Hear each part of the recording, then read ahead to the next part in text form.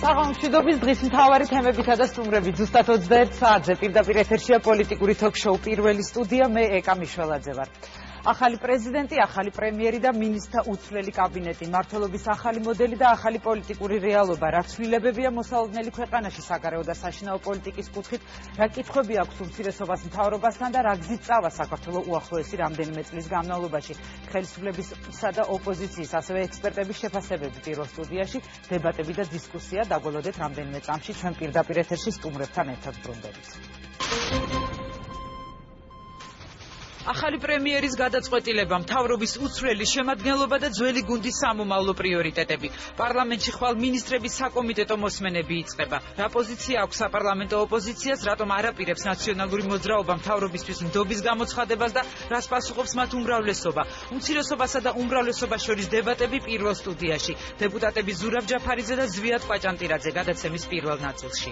ეკონომიკის გაუარესების დასაქმების პრობლემის გადაჭრის ამ საკითხებთან მიმართებაში ამ მთავრობამ აჩვენა უკიდურესი არაკომპეტენტურობა და უუნარობა. ჩვენ მივიღებთ დებატებში მონაწილეობა, ჩვენ დავსვათ კრიტიკულ საკითხებს, თუმცა ნდობას ამ მთავრობას ჩვენ არ გამოუცხადეთ. ბატონი ბიზნეს მეთაურობით მთავრობამ წარმატებით იმუშავა ამ ერთ წლის განმავლობაში. მე იმედი მაქვს, რომ ასეთივე შემართებით გავაგრძელებთ მუშაობას ერთად, ერთგუნდად და ძალისხმევას არ დავიშვეროთ ჩვენი ქვეყნის საკითხებად. სიახლეები ქართულ პოლიტიკაში, როგორ აფასებენ ირაკლი ღარიბაშვილის გადაწყვეტილებას პოლიტოლოგები და ექსპერტები. რასელიან სამოქალაქო სექტორის წარმომადგენლები ახალი პრემიერის, ახალი პრეზიდენტისა და ახალი კონსტიტუციური წყობის პირობებში. მამუკა არეშიძე, ხათუნა ლაგაზიძე, რამაზ საყვარელიძე და არჩილ გამზარდია. დისკუსია პირველ სტუდიაში. პრეზიდენტმა ის წინ გადადგმული ნაბიჯები, რაც ახლა მოახლოებულია და რაც განასხვავებდა სხვა პერიოდს, სხვა პერიოდს აი ამ ერთზე გააკეთა აქცენტი. იმდენად მოულოდნელ კანდიდატურებს გვთავაზობენ და უფრო იმპოსტებზე, რომელიც უკვე გამოთავისუფლდა, თუ შეიძლება ასე ითქვას, ხო, მე მიჭირს რაიმე პროგნოზის გაკეთება მომავალ საკადრო ცვლილებებთან დაკავშირებით.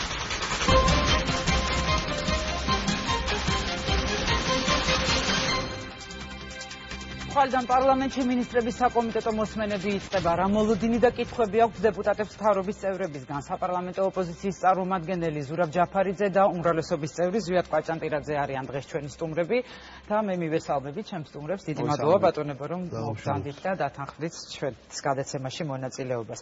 პირველ რიგში ბატონ ზვიადს მინდა ვკითხო. ბატონ ზვიად, ახალი მინისტრთა კაბინეტის ფორმირება მოხდება პრაქტიკულად ძველი შემადგენლობით. ნიშნავს თუ არა ეს იმას, რომ საპარლამენტო უმრავლესობას არ ექნება შენიშვნები მთავრობის წევრებთან? ერთმნიშვნელოვნად არ ექნება, იმიტომ რომ ჩვენი აზრი მთავრობის მუშაობასთან დაკავშირებით დღემდე არაერთხელ გამოგითქვამს.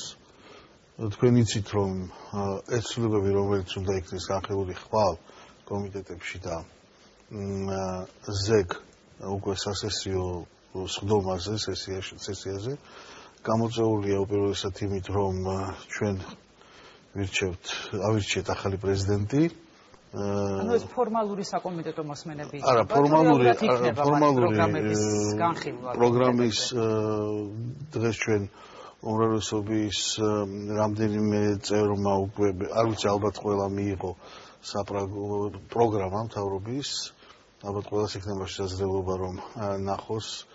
ეს დოკუმენტი ძალიან საინტერესო დოკუმენტია, რო გითხრათ, ბოლომდე წაკითხვა ვერ მოასწარი. არის რაიმე ცვლილებები ისეთი, რაზეც შეიძლება რომ ახლა ისაუბროთ?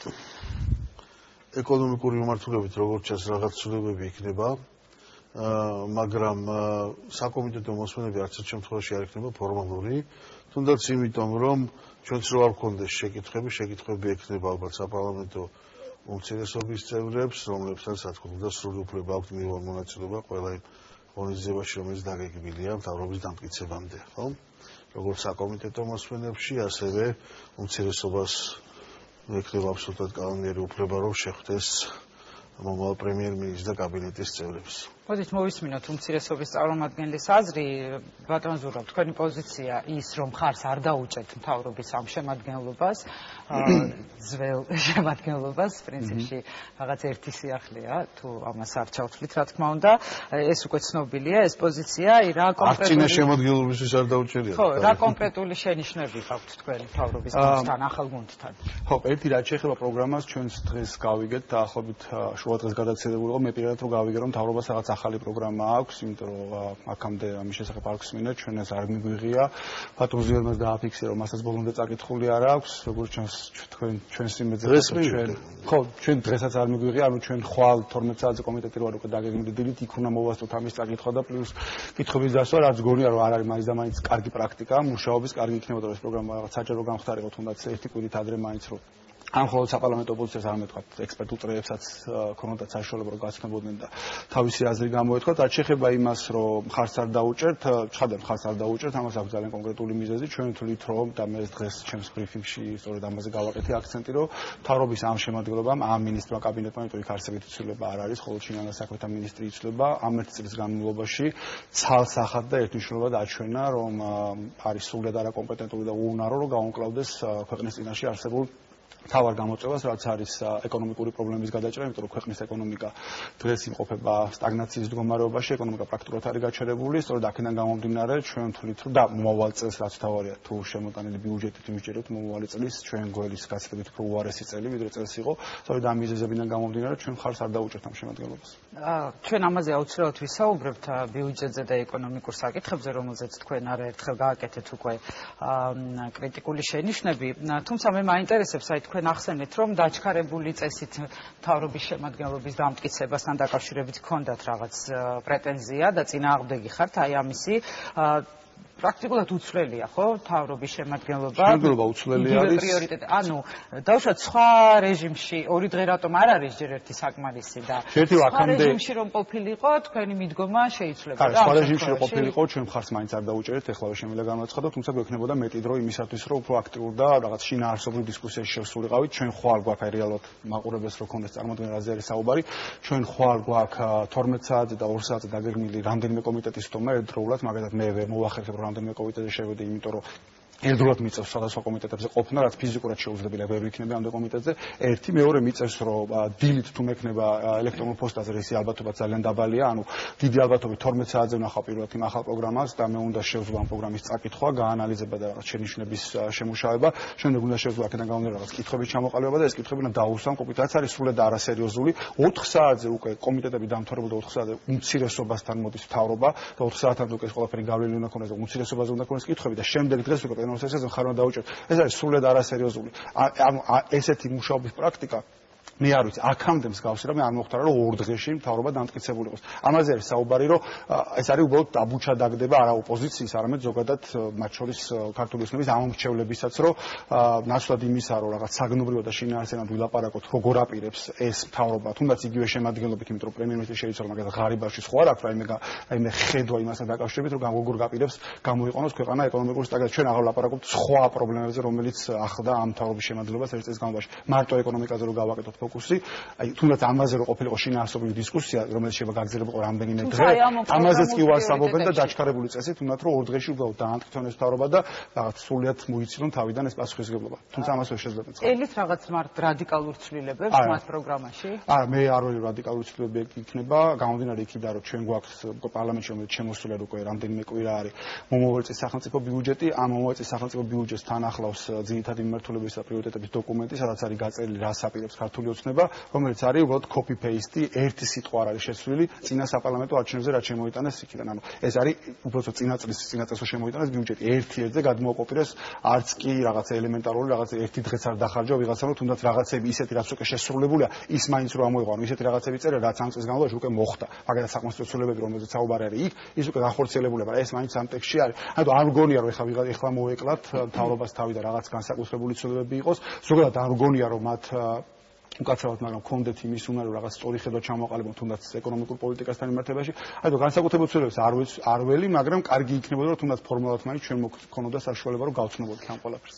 ბატონ ზვიად, რატომ არ შეიძლებოდა რომ ქონოდა საპარლამენტო ოპოზიციას იმის საშუალება რომ აი ამ პროგრამულ პრიორიტეტებს გაცნობოდნენ უფრო ადრე, უფრო სიღრმისეულად და რატომ ასე დაჩქარებულა? ამაზე უფრო მნიშვნელოვანი ჩემი აზრით არის ის, რასაც ბატონი ზურაბი რაზეც საუბრობს. Absolut negativ kontekstში ჩვენ ვიცით საპარლამენტო ოპოზიციის განწყობა ჩვენი მთავრობის მიმართ ისინი თავის ფუნქციას ასრულებენ ეს ალბათ ბუნებრივია თუმცა მიგვაჩნია რომ ეს არ არის კონსტრუქციული თანამშრომლობა იგივე პარლამენტში იმიტომ რომ როგორც მინიმუმ იმაში ვარ დარწმუნებული რომ რაც არ უნდა დავდოთ რა პროგრამაც არ უნდა დავდოთ საპარლამენტო ოპოზიცია ნაციონალური მოძრაობა ჩვენ მთავრობას ხარს არ დაუჭერს. ამიტომ არ ჩათვალეთ აუცილებლად ეს არის ალბათ ერთ-ერთი მიზეზი, თუმცა ფორმალობა მაინც მოითხოვს იმას, რომ მათაც გქონდეთ ამ პროგრამის გაცნობის საშუალება და მათ ამის საშუალება ექნებათ. ეს ერთი, მეორე რა თქმა უნდა ჩვენ ვერანაირად ვერ დავეთანხმებით იმ შეფასებებში, რაც აკეთდება. ამაზე არაერთხელ გააკეთა განმარტება როგორც ფინანსთა მინისტრმა, ეკონომიკის მინისტრმა იმ მიზეზებზე თუ რა მდგომარეობაში არის დღევანდელ დღეს საქართველოს ეკონომიკა იმ მინუსებზე, რომელიც თან ახლდა ამ ეკონომიკის განვითარების პროცესს, ამის მიზეზებზე, წარმოშობის მიზეზებზე არაერთხელ იქნა განმარტება გაკეთებული და თუ ჩვენ გვინდა ახლა რომ დავიწყოთ შედარებითი ანალიზი, კი ბატონო, მოდით ამისთვისაც დავისაუბროთ, თუ რამ გამოიწვია ეს და სინამდვილეში და რეალობაში რას წარმოადგენდა ნაციონალური პოლიტიკის ეკონომიკური პოლიტიკა, ნაციონალური მოძრაობის ეკონომიკური პოლიტიკა წლების განმავლობაში.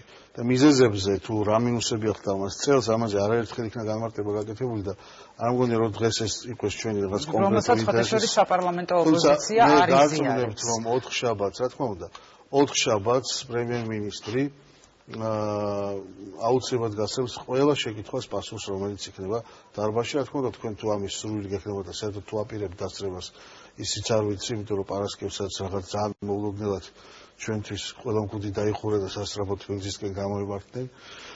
არ ვიცი, გააქვთ თუ არა საერთოდ ინტერესი. საერთოდ თუ გაქვთ ინტერესი პარლამენტში დარჩენის, ისიც იმაშიც უკვე ეჭვმეპარება. და საერთოდ თუ გაქვთ კონსტრუქციული თანამშრომლობის სურვილი, იმაშიც ეჭვმეპარება. ასე რომ ჩვენ ჩვენს გასაკეთებას მაინც გავაკეთებთ. თქვენ გააქვთ ინტერესი ბატონ ზურაბ, მე შევეცდები რამდენიმე სურვილი, რომელიც პრინციპში გამოთქმული ამ სტუდიაშიც იყო. კი, მაგალითად გავცეპასუხოთ რამდენიმე რაღაცა შეეხო ბატონ ზია და მინდა ცათით დავტოპასუხო. ერთი რაც შეეხება იმას, რომ მთავრობის წერმა დაასახელეს მიზეზები, იმასთან დაკავშირებით თუ რატო არის დღეს ეკონომიკა ასეთ მდგომარეობაში, მე მინდა შევახსენოთ თქვენ მაყურებელს, რომ ამ მიზეზების დასახელება დაიწყო სადღაც ზაფხულის შემდეგ. მანამდე ჩვენ წლის დასაწყისში, როდესაც ჩვენ პირველი ბრიფინგები ეკონომიკურ პრობლემებთან დაკავშირებით გავაკეთეთ დეკემბერში წინა წლის და იანვარში და ვაცხადეთ რომ ეკონომიკაში არის ძალიან ცუდი ძორები და საბოლოო ჯამში ეს მიგვიყვანს იქამდე რომ მათ შორის ბიუჯეტთან დაკავშირებით შეიქმნება პრობლემები და ამასთან დაკავშირებით ჩვენ მივიღეთ ძალიან დამცინავი განცხადებები. ეს განცხადებები დღემდე დევს არაერთ ვებგვერდზე და ამის ნახვა ძალიან მარტივია, რომ რაღაც ნაციონალური მოძრაობა თესავს პანიკას და სინამდვილეში ეკონომიკა ყველაფერი კარგად არის და ჩვენ მივდივართ წინ. მათ შორის ეს ასახული იყო ამ მთავრობის ბიუჯეტში, რომელიც მათ შემოიტანა და თუ ნახავთ იქ პარამეტრებს, იქ იყო გათხრა გაკეთებული, წელს ეკონომიკა გაიზრდება 6% და ყველაფერი ფანტასტიკურად არარეალისტურია მთავრობის აი ეს გეგმა ეტაპობრივად გაჯანსაღებული. ეხლა ახსნი უბრალოდ ანუ რამდენიმე თვის განმავლობაში ჩვენ გვესმოდა რომ არაფერი არ ხდება და პანიკას მუქესავთ, იქ რაღაც ამოტყული ჩეკების რაოდენობა აჭარბებს წინა წლის პერიოდში ამოტყული ჩეკების რაოდენობა რაღაც აი 1000 ისეთი რაღაცები მოვისმინეთ რომ უბრალოდ ძალიან სასაცილო იყო და მე პირადად თვეების განმავლობაში, როცა კი მქონდა შესაძლებლობა ყოველ 4 შაბათს პრაქტიკულად გამოდიოდა და ვაკეთებდი განცხადებას იმასთან დაკავშირებით, რომ ეკონომიკაში არის პრობლემები. უკვე ზაფხულის შემდეგ, როდესაც უკვე ძალიან აშკარა გახდა და საერთაშორისო ორგანიზაციებმაც დაწიეს პროგნოზები ჩვენი ეკონომიკური ზრდის და ბიუჯეტში ძალიან აშკარა გახდა შემოსავლების კლება, დაიწყო ხელისუფლებამ რაღაც მიზეზების ძებნა და ცხადია ეს მიზეზები მარტივი, ყველაზე მარტივი გზა, რომელსაც მეც ვიყენებდი საბავშვო ბაღში ვიყავი, არის გადაბრალება, რომ გადააბრალო ვიღაცა, ამიტომ დაიწყეს გადაბრალება. ჯერ თქვენს რაღაც ეკონომიკა დახვდა გამოწურული, შემდეგ თქვენს რომ რაღაც სინამდვილეში ჩვენ სულზე მოუსწარით რომ ეკონომიკა დაინგრეოდა, მაგრამ ეს ყველაფერი არის ზღაპრები, იმიტომ არსებობს ბევრი საერთაშორისო ორგანიზაციის პროგნოზები წლევანდელ წელთან დაკავშირებით, როგორ უნდა ყოფილიყო ქართული ეკონომიკა. მე მინდა გაჩვენოთ უბრალოდ რა ხდება, აი ამ მთავრობამ რა გააკეთა, ეს არის საქართველოს ეკონომიკა გასული წლის მეოთხე კვარტალს, წითელი ხაზით არის ნაჩვენები ვარდნა რა მდგომარეობაშია დღეს ეკონომიკა. მაქვს კიდე ესეთი არაერთი მაგალითი რა ხდება იმპორტის თვალსაზრისით გასული წლის მეოთხე კვარტალიდან, რა ხდება დერეგებრუნის თვალსაზრისით წითელ თარიღას ნაჩვენები ყველგან პრაქტიკულად არის. ვარდნა ეს არის მაგათაც საგადასახადო შემოსავლები შაშანდელ წელთან შედარებით, იმიტომ წლევანდელი გეგმა პირიქით 600 მილიონით მეტი უნდა ყოფილიყო და შაშანდა შედარებითაც კი მინუსში ვართ. წელს რაღაცებით უფრო მეტი უნდა ყოფილიყო. აი ეს არის ძალიან საინტერესო ერთი, ეს არის ხარჯები, რომელიც არის შემცირებული, ასე რომ მთავრობა გაცილებით ნაკლებს ხარჯავს, ვიდრე წინა წელს ხარჯავდა მთავრობა, თუმცა აქ არის სტრუქტურა დაშლილი ხარჯები და ჩანს რომ პროგრამულ ნაწილში, ანუ მთავრობა საქმესაც უნდა აკეთებდეს, შემცირება არის მხოლოდ და მხოლოდ იქ, რომ ხელფასების ნაწილში არის და რაც ნიშნავს რომ მთავრობა დღეს გაცილებით ნაკლებს მუშაობს, ვიდრე შაშან მუშაობდა, მაგრამ იღებს დაახლოებით 13-14% მეტს, ვიდრე შაშან იღებდა. ეს არის მიზეზები, მის გამო ჩვენ ხარს ავჭერთ. დავასრულებ, გასავთ კონსტრუქციულ თანამშრომლობაზე. არა რეალისტურია, თუნდაც აი ის გათვლა, რომელსაც აკეთებს ხშირად ქართული ოცნება, რომ ეტაპობრივად ყოველწლიურად ეკონომიკა გაჯანსაღდება და ცხოვრება გახდება უკეთესი. გიპასუხებთ მაგაზე, որ დავასრულებ ბატონო ზიადმა რახან ახსნა კონსტრუქციულ თანამშრომლობა, მე პირადად ბატონო ზიად შეგახსენებ, რომ არაერთი კონკრეტული ინიციატივები შემოვედი პარლამენტში, რომელიც ორჯერ ჩამიგდეთ და ეს ეხებოდა სწორედ ეკონომიკის შემდგომ ლიბერალიზაციას და ეს უნდა ყოფილიყო სწორედ სტიმული იმისათვის, რომ ეკონომიკა გაზრდილიყო, მაგრამ ამაზეც მივიღე რაღაც დამცინავი კომენტარები. ამის შემდეგ ჩვენმა საპრეზიდენტო კანდიდატმა ბაქრაძემ არაერთხელ შემოხმაურა და ძალიან კონკრეტული ნაბიჯები, თუ მე მონაწილეობდი ამ ნაბიჯების შემოშაბებით, ჩვენ ამაზე ბევრი დრო დავხარჯეთ. როგორ შეიძლება ამის გაკეთება? პასუხად მივიღე, რომ ამას ჩვენ მაინც გავაკეთებთ. ბაგეთებ ბატონ მონოფრიშო მითხრა, თვეები ამაზე მუშაობთ და პრაქტიკულად ბოლოში ვარ გასული და გავიდა წელიწადზე მეტი უკვე და ეს არ გაკეთდა, იმიტომ კონსტრუქციულ თანამშრომლობას ჩვენ თანახმა ვიყავით, თუმცა უნდა კონკრეტული ნაბიჯები უნდა იყოს, რომელსაც ჩვენ ხარს დაუჭერთ. ჩვენ ხარს არ დაუჭერთ ბიუროკრატიას, ჩვენ ხარს არ დაუჭერთ რეგულაციას და შემდეგ. და გავასრულებ, მაგრამ თქვენ კითხვაზეც, რომ რატო არ უჯერა, რომ ნაბიჯი. აი ეს არის ნაბიჯ.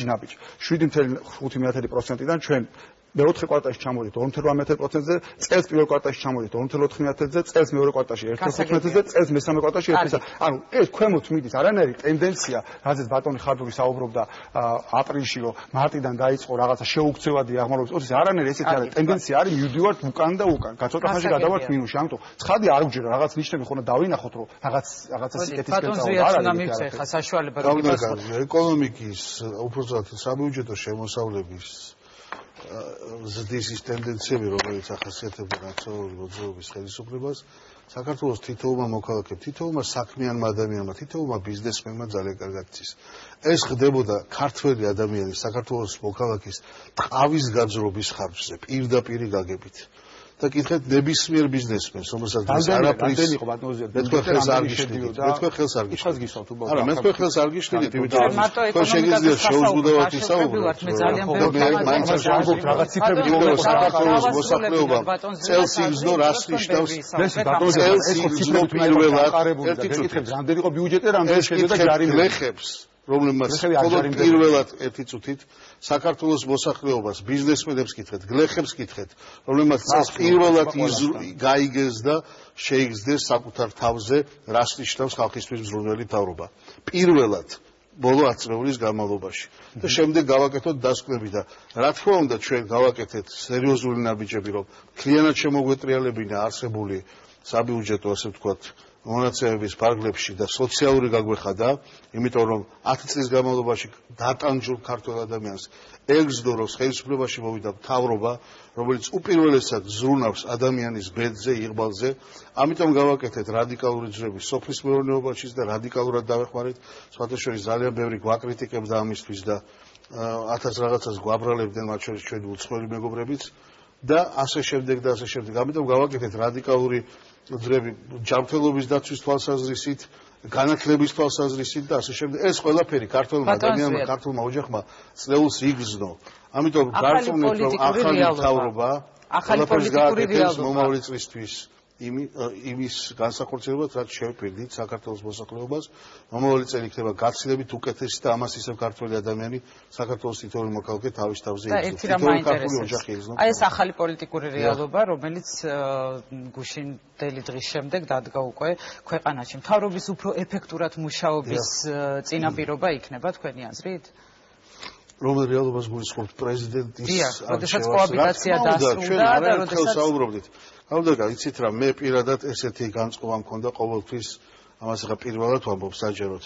ყოველთვის ვავლებდი ზღვარს, მიუხედავად იმისა, რომ ხვდები რამდენად დიდად არის დამოკიდებული ნაციონალური მოძრაობა მიხეილ სააკაშვილზე, ამას წინათ ჩანაფიქრიც მქონდა ესეთი, რომ რადგანაც ვეღირს რომ ახალი პრეზიდენტი ყავს საქართველოს მე ამ სახელდაგვარს აღარ ვახსენებ მეც მეთქი მაგრამ ეხა მიწევს ყოველთვის ვაკეთე იმაზეც ყოველთვის მზად ვიყავით ჩემი შინაგანი რწმენით ესეთი ფორმულაც მქონდა ყველა -1 ყველასთან ვიყავი პირადად თანამშრომლობისთვის მზად ნებისმიერი ადამიანთან რომელიც წარმოადგენდა ნებისმიერ ოპოზიციურ ძალას საქართველოში ამ ადამიანმა მიხეილ სააკაშვილმა არაფერი არ გააკეთა ბოლო 1 წლის განმავლობაში გარდა იმისა რომ გააფთრებული ხმალამოღებული ორივე ხელით ებრძოდა ახალ ქართულ ანუ მას შემდეგ რაც მიხეილ სააკაშვილმა გააკეთა განცხადება რომ იგი ყოველდღიური პოლიტიკური ცხოვრებისგან დისტანცირებას აპირებს მას შემდეგ შესაძლოა რომ ქართული ოცნების კოალიციის თანამშრომლობა თუ რაღაც ეს ურთიერთობა უფრო კონსტრუქციული გახდეს იმის ნაცვლად რომ საქართველოს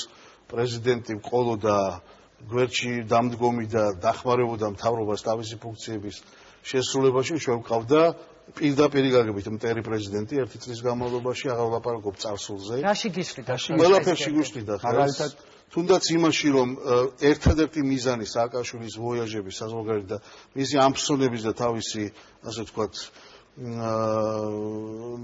ტრუბადურების იმაში მდგომარეობდა რომ რამენაირად მაქსიმალურად ჩირკი მოეწყოთ ბიძინა ივანიშვილისთვის და ახალი ხელისუფლებისთვის საქართველოში. ჩვენ ვიცით ეს. ჩვენ კოლეგები გვეუბნებოდნენ ძალიან გთხოვთ რამენაირად იქნებ გადაგვარჩინოთ იმ ათეულობით მეილებიდან, რომელიც მოგდის ახლა გვარებს აღარ დავასახელებ თქვენი კოლეგების გვარებს ადრე დამისახელებია ეს. არასერიოზული ხმა. არანაირი არასერიოზულობა მაშინ არ არის ეს იმეილები რა ფული იხარჯება ამ იმეილებზე გააგზავნეთ მე იმას კი არ გეუბნებით რომ ფული იხარჯება მე გეუბნებით რა ეწერა ამ იმეილებში რა განცხადებები კეთდებოდა რა ხდებოდა ქვეყანაში რა ხდებოდა ქვეყანაში მე ხვდები დღესაც იმის აბსოლუტურად დიპლომატიური ორგანიზაცია და უყვები რა ხდება ქვეყანაში და ხდება ცუდი რაღაცები და თქვენ აბსოლუტურად დამახინჯებულ სურათს უყვებით და უყვებით იმ თვალსაჩინოდან რომელსაც როგორც თქვენ ხედავთ და რა თქმა უნდა მოდით დავუტოვოთ იმ ადამიანებს უფლება რომ შედეგებით განსაჯონ თუ რა ხდება სინამდვილეში საქართველოში შედეგებით და ამიტომ ინაუგურაციაზე მივიღეთ ის რაც მივიღეთ ჩამოვიდა ძალიან დაბალი რანგის დელეგაციები რაც ნიშნავს ჩვენ ის რომ თქვენ არესტრებოდით ინაუგურაციას ეს სრულიად ინტერესი არის ძალიან განელებული ჩვენი დასავლეთ პარტნიორების ეს არის ჩვენი ეროვნული უსაფრთხოების პანიკა რომელსაც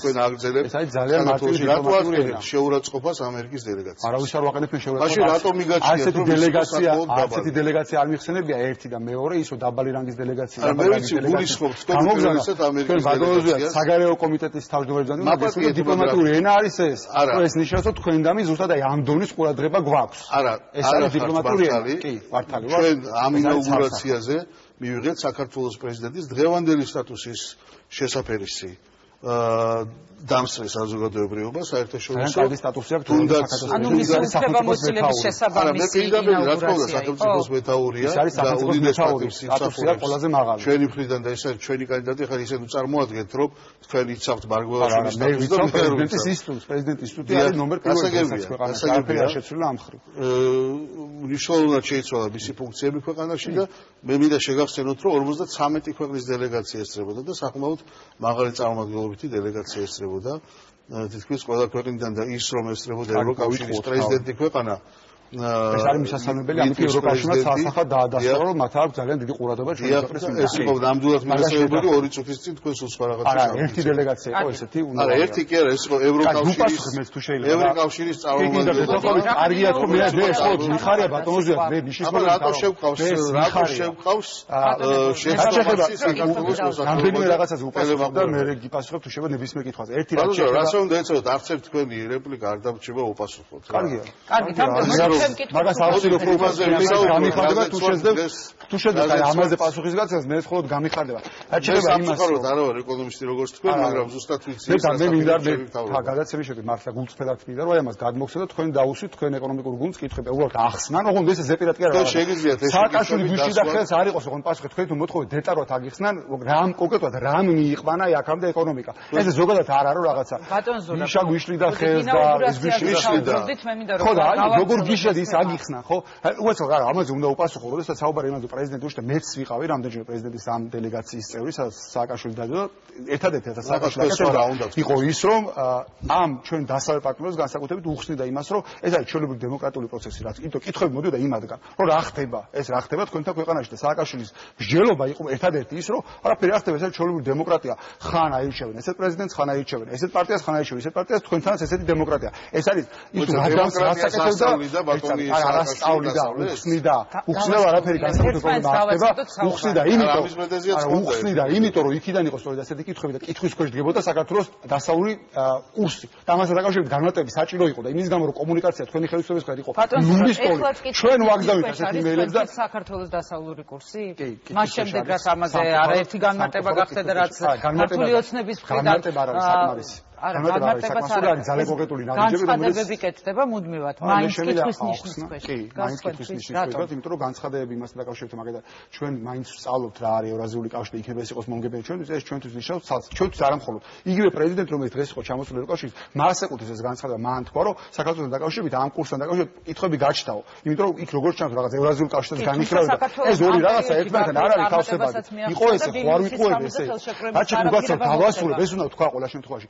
პრეზიდენტის ეგრეთ წოდებული ვოიაჟების დამსახურება ის, რომ ერთ-ერთმა სახელმწიფომ უკან წაიღო აფხაზეთის აღიარების, ეს არის ვანუატუ, რომელიც შემდეგ ზაქარიაშვილი მიიწერა, რომ თუმცა თქვენი ხელისუფლების წარმატებული პოლიტიკა, ეს არის მისი ვოიაჟების წყალებში დამსახურება და არა თქვენი ხელისუფლების დამსახურება. ამიტომ ეს არის კონკრეტული შედეგი, რომელიც მე შევიდა მოიყონ. რაც შეეხება იმას, რომ თქვენ რაღაცა შემოატრიალეთ ეკონომიკა და რაღაც სოციალური გახადეთ და რაღაცა, ეს სოფლის მეურნეობაში რა ფულის დახარჯეთ, ის სახელმწიფოს ფული არ ყოფილა. ივანიშმა დახარჯა თავის ფული, მომაწეს ის არაპირებს ამ ფულის დახარჯვას და ბიუჯეტში ეგეთი ფული აღარ გიგებთ. აგია ამას აღიარებს. ხო, აღარდეს ბიუჯეტში მომაწეს ასაფრთხო. აი ამ ფულით ადამიანებმა იყიდეს თოხები და ბენზოხერხები. მომაწეს ეს ფულის აღარ არის.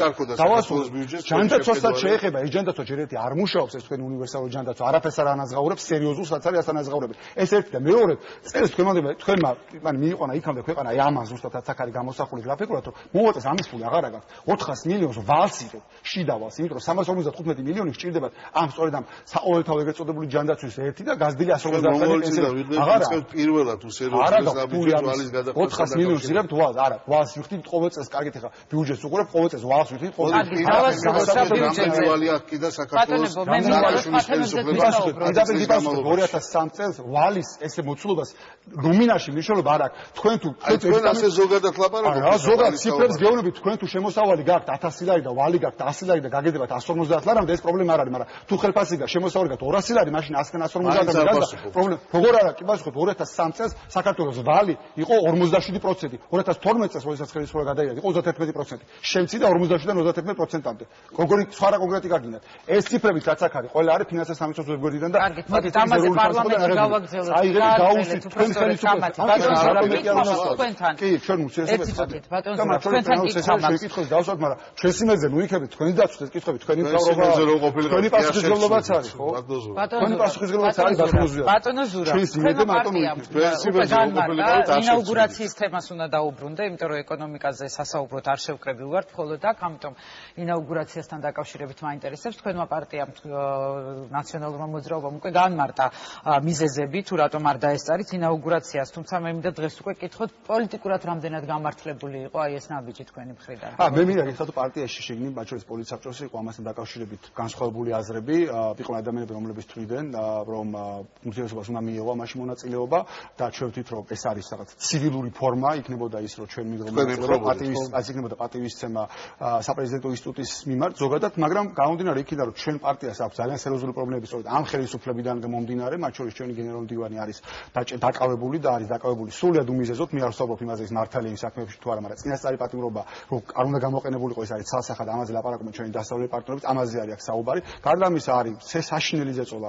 მათ შორის უმცირესობის წევრებზე პარლამენტში და ადგილობრივ დონეზე საკრებულოებზე და ჩვენ ვნახეთ როგორ წყალებში აყირავდა ეს საკრებულოები და როგორ მოიპოვა უცებ უმრავლესობა არჩევნების გარეშე ქართულმა ოცნებამ, ეს ყველაფერი ჩვენთვის არის პრობლემა, მაგრამ ამასაც კი გადავაბიჯებდით, მაგრამ ჩვენ ბოლო 2 დღის განმავლობაში მოვისმინეთ უკიდურესად შეურაცხყოფელი განცხადებები უმრავლესობის წარმომადგენლების მიერ, მათ შორის ინაუგურაციის წინა დღესაც ერთ-ერთმა ვიცე-სპიკერმა განაცხადა, რომ რაც დაკრებულობები მით უკეთესი იქნება ჩვენც. ესეთი აგდებული დამოკიდებულება, რომ რაღაცა თან შენ მიდიხვიდე პატიმრობის მაგრამ თქვენ 2 დღით ადრე განაცხადეთ უკვე თქვენი გუნდის წევრებმა, ჩვენ არაპირებთ. არა, 2 დღით ადრე არ განაცხადეთ, ჩვენ გავაცხადეთ წინა დღეს ზუსტად მანამდე ოფიციალური განცხადება ამაზე არ ყოფილა, მანამდე ამაზე იყო უმცირესობაში დისკუსია.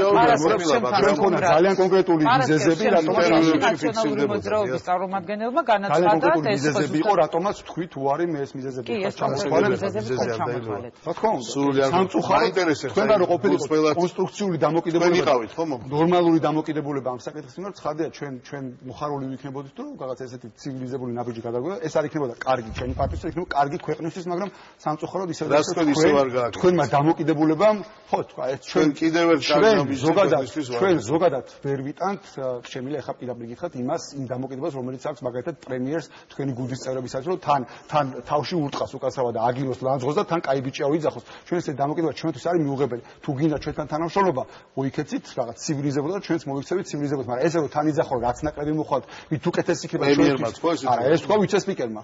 პარლამენტის ვიცე-სპიკერმა აბაშიძე თქვა, ბატონმა აბაშიძე თქვა, ეს რომ რაც ნაკლები მოვლენ ნაციონალური მით უკეთესი იქნება ჩვენთვისო და ესე დამოკიდება ჩვენთვის არის მიუღებელი. თუ თქვენ იქნებით მოიქცევით ცივილიზება, ჩვენ მხოლოდ და მხოლოდ ჩვენ მიულოცეთ კი, ზუსტად ვიცით რომ თქვა მე არ ვიტყვი ჩვენ მიულოცეთ თქვენ კანდიდატს, ისერად მიულოცეთ, იმ სიტყვას გამოიყენეთ, რომელიც პრემიერს უყვარს, როგორც კი მივხვდით რომ ჩვენ დავმარცხეთ ამ არჩევნებში, ჩვენ მოვიქეთით ძალიან ცივილიზებულად, მათ შორის განვაცხადეთ მილოცვასთან ერთად რომ ჩვენ მზად ვართ ვითანამშრომლოთ, მაგრამ კიდევ ვიმეორებ, იმ დამოკიდებულების ფონზე, რომელიც ჩვენი პარტიის მიმართ არის, მათ შორის განცხადებები ძველი ეს არ არის ხა ახალი რომ ჩვენ უნდა გავნადგურდეთ და ასე შემდეგ.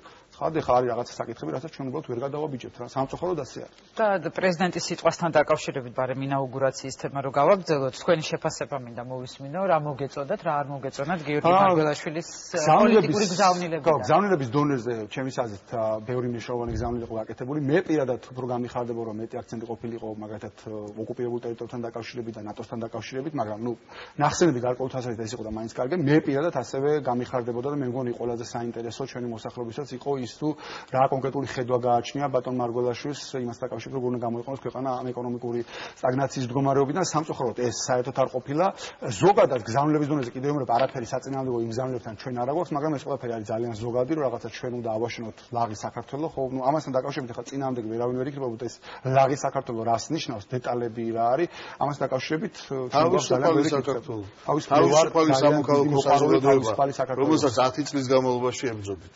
ბატონ ზიად, თქვენი მოსაზრებაც და თქვენი შეფასებაც რა იყო მთავარი პრეზიდენტის გამოსვლაში? უპირველესად მე მიმაჩნია რომ გუშინდელი სხვადასხვა ოკუპაციასთან დაკავშირებით ჩვენი შნამამ პირველად არ მიიღო, ეს ჯერ კიდევ რუსული არქივისთვის მიცემული ინტერვიუს დროსაც იყო ამასთან დაკავშირებით ჩვენი შნა და მე ასევე მაინტერესებს ეს იყო რაღაც ეს მიზანმიმართული პოლიტიკაა ზოგადად თუ რაღაც შემთხვევითი დამთხვევაა რომ ასე ხდება. უპირველესად მინდა ვთქვა რომ გუშინდელი დღე იყო ეპოქალური მნიშვნელობის უახლესი საქართველოს ისტორიაში.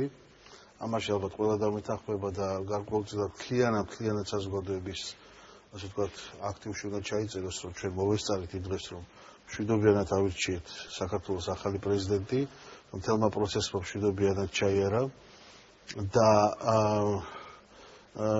მეორე მხრივ რა თქმა უნდა ინაუგურაციის ფორმებით წინასწარ იყო საზოგადოებისთვის ცნობილი და განმარტებულიც იყო რატო იყო შედარებით მოგზაურებული ვიდრე წინა ინაუგურაციები. ამაზე მე მგონი ზედმეტი განმარტებების გაკეთება საჭირო არ არის. არა, მე სწორედ გზავნილებთან დაკავშირებით. რაც შეეხება გზავნილებს, მე ვფიქრობ რომ ჩემთვის ძალიან საინტერესო იყო მისი გამოსვლა, საინაუგურაციო სიტყვა. ჩვენს უკან ისდნენ ჩვენი კოლეგები დიპლომატები და უნდა გითხრათ სხვათა შორის რომ ისინი კითხულობდნენ ესრებიან თუ არა, თუმცა იცოდნენ ზოგმა შეიძლება არც იცოდა და ნამდვილად არ ქონდათ დადებითი, ასე ვთქვათ, შეხედულება იმაზე, რომ ოპოზიცია არ ესწრებოდა პრეზიდენტის ინაუგურაციას. საპარლამენტო ოპოზიცია. თუმცა ოპოზიცია აქვე უკვე თქვენ გადანაშაულებთ იმაში, რომ ასეთმა განცხადებებმა გამოიწვია ის, რომ ჩვენ არ მოვედით, რომ ზურაბაშის განცხადება. ზურაბაშის განცხადება ხო მე სხვისგან ნამდვილად არ გამიგია, გულწრფელად გეუბნებით. მე ნამდვილად მივეკუთვნებოდი, მე მჯერა რომ თქვენც იყავით იმ ადამიანების რიცხვში, ვინც მხარს უჭერდა, რომ ნაციონალურ მოძრაობას მიეღო მონაწილეობა ამ ცერემონიალში. მეც ვიყავი ნამდვილად იმ ადამიანების რიცხვში, რომელთაც მიაჩნდათ, რომ ნაციონალური მოძრაობა უნდა ყოფილიყო ჩვენთან ერთად, იმიტომ რომ ეს იქნებოდა ზუსტად დადასტურება იმისა, რასაც სააკაშვილი ამბობდა, რომ აი ვტოვებთ ასეთ ქვეყანას და ასე შემდეგ და რომ დემოკრატიის განვითარების თვალსაზრისითაც ეს იქნებოდა ძალიან სერიოზული გზავნილი თუნდაც თქვენი მხრიდან, რომ ყველაფერი ამ წყენებისთვის გადაგებიჯებინათ და საქართველოს ახალდარჩეული პრეზიდენტის ინაუგურაციას დასწრებოდით, მაგრამ ამ დღემ უკვე ჩაიერა, ახლა უნდა ვისაუბროთ მომავალზე. ჩემი აზრით, გულწრფელად რომ გითხრათ, ჩემი აზრით მაინც დროთა განმავლობაში ალბათ გვინდა ჩვენ თუ არ გვინდა ჩვენ მაინც იძულებულები გავხდებით, რომ უფრო მეტად კონსტრუქციულად ვითანამშრომლოთ პარლამენტის შიგნით. საპარლამენტო უმრავლესობამ და საპარლამენტო უმცირესობამ. ძალიან დიდი იმედებით უყურებთ ახალი მთავრობის დამტკიცებას, მიუხედავად იმისა, რომ მასში განსაკუთრებული ცვლილებები არ იქნება, მაგრამ პირობები იქნება ქვეყანაში ისეთი ახალი, თუნდაც ახალი პრეზიდენტის მოსვლით და ზოგადად პოლიტიკური ასე ვთქვათ ლანდშაფტის გახალისებით საქართველოში, რომ აუცილებლად მომავალი წელი საქართველოს მთავრობისთვის იქნება ძალიან წარმატებული, შესაბამისად ქვეყნისთვისაც იქნება აუცილებლად ძალიან წარმატებული. და თქვენს ორივე პარტიაში გარკვეულ ცვლილებებთან დაკავშირებითაც მინდა აუცილებლად შეგეკითხოთ. პირველ რიგში ბატონ ზურაბს შევეკითხები, ის რომ თქვენი პარტიის თავმჯდომარე მიხეილ სააკაშვილი გარკვეული დროით დისტანცირებას ახდენს ყოველდღიური პოლიტიკური ცხოვრებისგან და ეხლაც არ იმყოფება საქართველოში, მოახდენს თუ არა ეს ზოგადად გავლენას თქვენი გუნდის ერთიანობაზე და საქმიანობაზე? არა, რატომ უნდა მოახდინოს ამან გავლენა? მე რო ხვდები ჯერ ერთი 21 საუკუნეა ის რომ ფიზიკურად სააკაშვილი ხანწუთში აქ არ არის, ეს არნიშნავს რომ ის არ არის ჩართული და ზოგადად ვინც სააკაშვილის ცნობს დამერწმუნება რომ შეუძლებელია სააკაშვილი მოწყდეს ქართულ პოლიტიკურ რეალობას, იმიტომ რომ რაღაც ეს ადამიანი ამისთვის არის ზოგადად ჩემისადმი დაბადებული, ამიტომ ჩვენ მხარე კომუნიკაცია გვაქვს და ის მონაწილეობს ასე ვთქვათ პოლიტიკურ პროცესში. ერთი რაც შეეხება მოახდინოს რომ გავლენას ერთიანობაზე, ამას არანაირი კავშირი არ აქვს პარტიის ერთიანობასთან.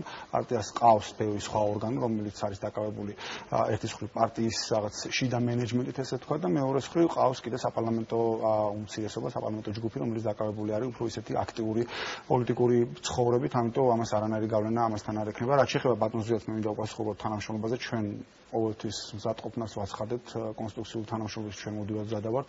ამ უკანასკნელი წლის განმავლობაში მიუხედავად იმისა, რომ ჩვენ ძალიან კრიტიკული ვიყავით ბევრი საკითხის მიმართ და წინააღმდეგ ვიყავით ბევრი საკანონმდებლო ინიციატივის, იყო არაერთი კანონპროექტი, რომელსაც ჩვენ თქვენთან ერთად მხარი დაუჭერეთ, მათ შორის იგივე საგარეო ორიენტირებთან დაკავშირებით ჩვენ მივიღეთ დოკუმენტი, რომლის პირველი ვერსიას ჩვენ ძალიან სასტიკად გავაკრიტიკეთ, იმიტომ რომ ძალიან ბევრი პუნქტი იყო, რომელიც ჩვენთვის მიუღებელი იყო, მაგრამ საბოლოო ჯამში ჩვენ არასრულად ჩავთვალეთ.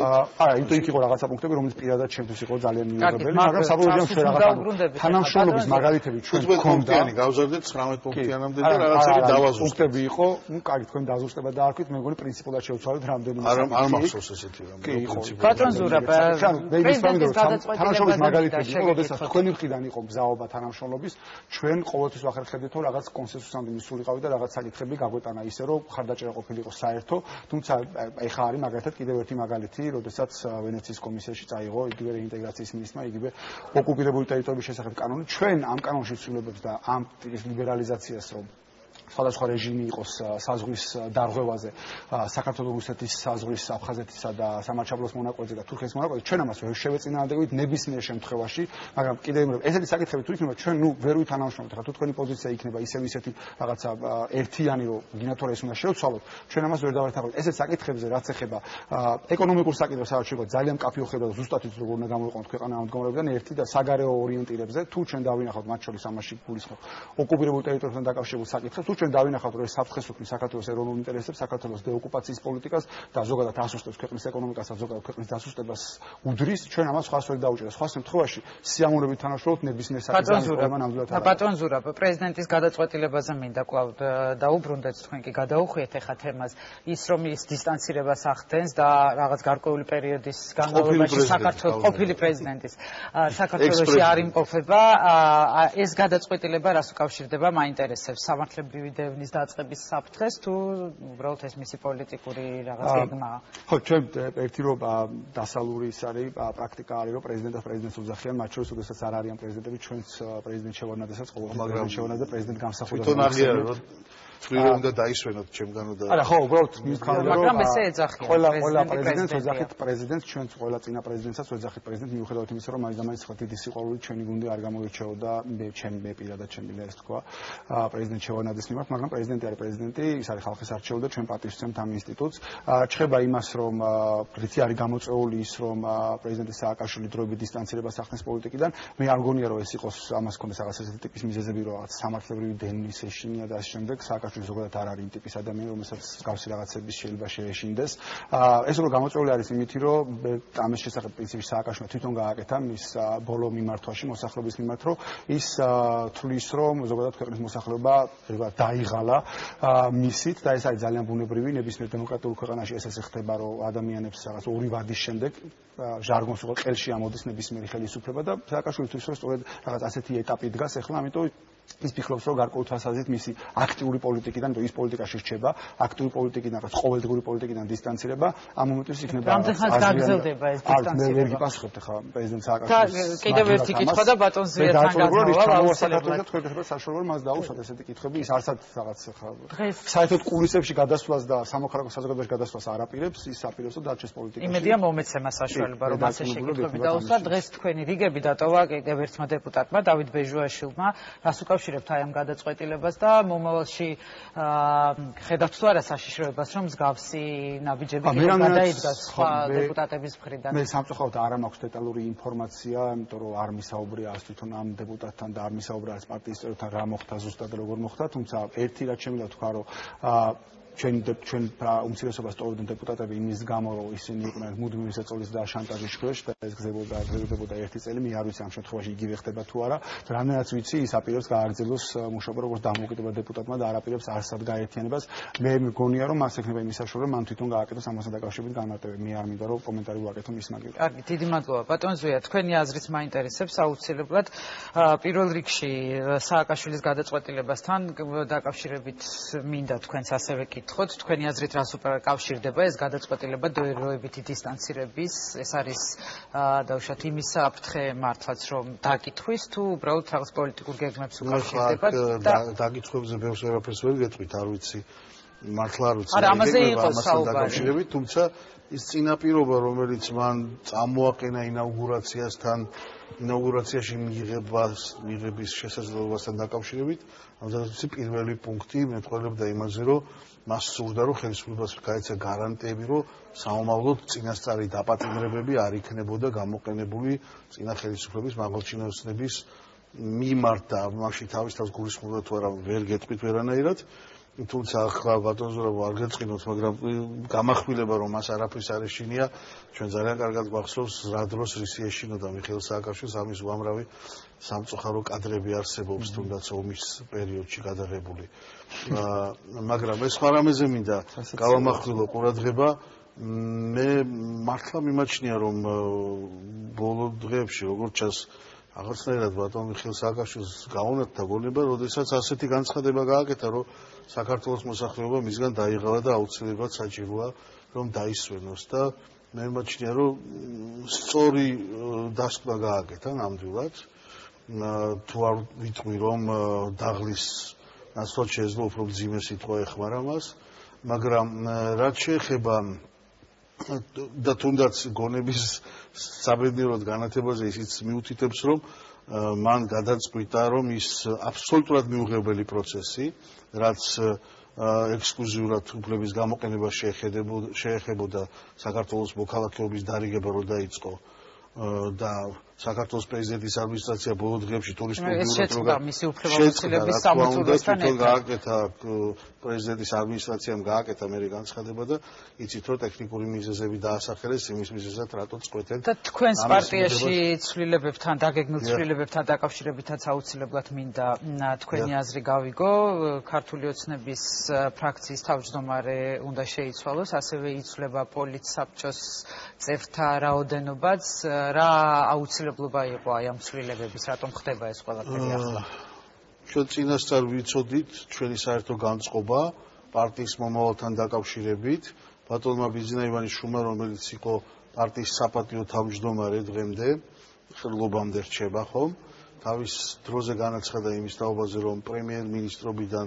წასვლის პარალელურად იგი გეგმავს პოლიტიკიდან წასვლასაც ეს გულისხმობდა რომ იგი მიდიოდა რა თქმა უნდა პარტიული თანამდებობიდანაც და ჩვენ დავდგებოდით არჩევანის წინაშე თუ უნდა ყოფილიყო პარტიის ახალი თავმჯდომარე და შინაგანი განწყობა პარტიაში ისეთია რომ ჩვენ დიდი სურვილი გვაქვს რომ ქვეყნის მომავალი პრემიერ-მინისტრი იყო ეს გამარჯვებული საპარლამენტო პარტიის ლიდერი პარტიის რაც შეეხება ფრაქციის თავმჯდომარის შეცვლას მედიაში გავრცელდა ინფორმაცია რომ ეს დღეს არასწორად გარკვეულ დაპირისპირებას უკავშირდება და რა ყველაფერს გეტყვით ჩემი აზრით ანუ ლაპარაკია პარტიის სერიოზულ განახლებაზე პოლიტსაბჭოს წევრთა შემადგენლობაც შეიკვეცება და გახდება უფრო ქმედი თუნარიანი და იმ ადამიანებით იქნება დაკომპლექტებული ვინც უშუალოდ პარტიულ სამუშაოს სერიოზულ დროს დაუთმობს და გვეყოლება ახალი გენერალური მდივანი რომელსაც ავირჩევთ პოლიტიკური